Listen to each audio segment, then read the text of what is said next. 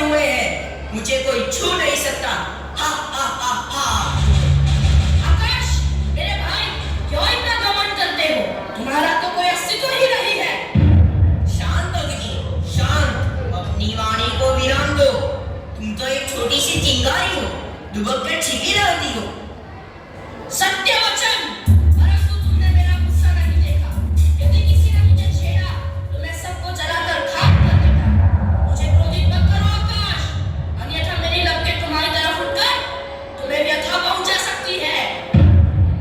तुम आग के साथ साथ रोशनी भी देते हो, आहार पकाने में भी अपना योगदान देते हो, परंतु मेरे सूरज और चांद के आगे तुम्हारी रोशनी जुगनू से बढ़कर नहीं है, समझे?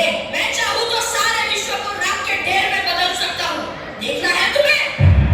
अरे अग्नि, मेरे बिना तुम कुछ नहीं कर सकते। मेरे बिना क्या तुम प्रकट हो सकते हो? मेरे बिना क्या एक कदम भी चल सकते हो? अग्नि, वायु का कोई उत्तर है तुम्हारे पास? आकाश भैया, तुम्हारी पहचान भी मैं हूँ। घमंड तो तुम्हारा अच्छा है, नहीं अग्नि का। मैं तुम्हारे आसपास रहता हूँ, इसलिए तुम आकाश कहलाते हो, वरना तुम तो हो ही नहीं। फिर भी मैं हूँ। मेरे कारण मैं अथाह जल हूँ। मेरी सतह पर आकाश भैया तुम्हारा प्रतिबिंब लहराता है और मैं नीले समुंदर होकर गरजता हूँ। यही नहीं, सजीवों, पेड़, पौधों, ताल, नदियों को जीवित रखता हूँ।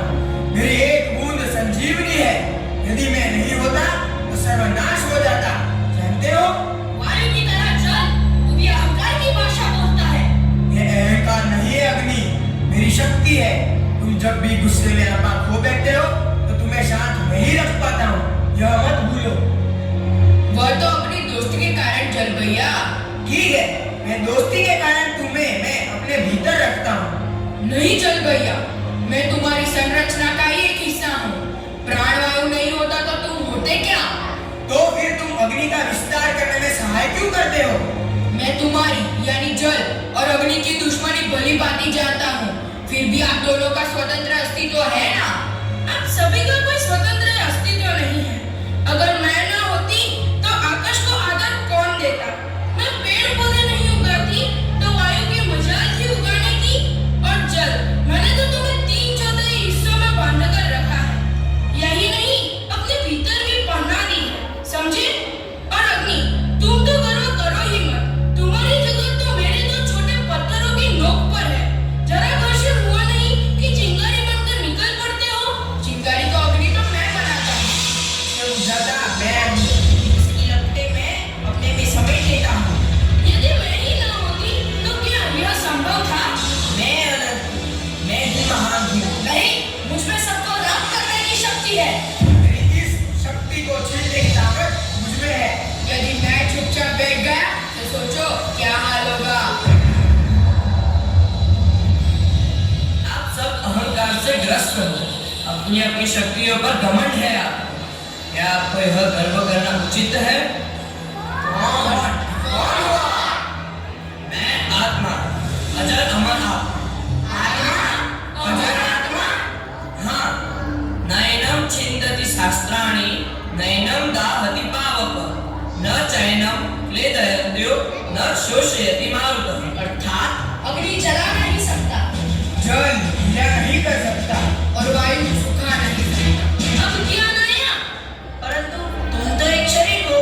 नहीं, मैं शरीर नहीं हूँ। तो कौन हो? मैं आत्मा हूँ, जो आप सब में निवास करता हूँ। हमारी तो कोई आत्मा नहीं है। यह शरीर, मानव शरीर जो पंच तत्व से बना है, वह पंच तत्व आप ही तो हो। आकाश, अग्नि, वायु, जल और पृथ्वी। परंतु यह शरीर तो नाशवंत है। नाशवंत नहीं, परिवर्तनशील है। वह पंच महाभूत में विलीन होकर फिर एक नया शरीर धारण करता है। मैं शरीर के साथ आपको भी राख कर देता। अशांत जीर्णोनि यथा विहार नवनी गृणाति नरो पराणि तथा शरीराणि विहाय जिम्ना न्यन्यानि संपाति नवानि देहि।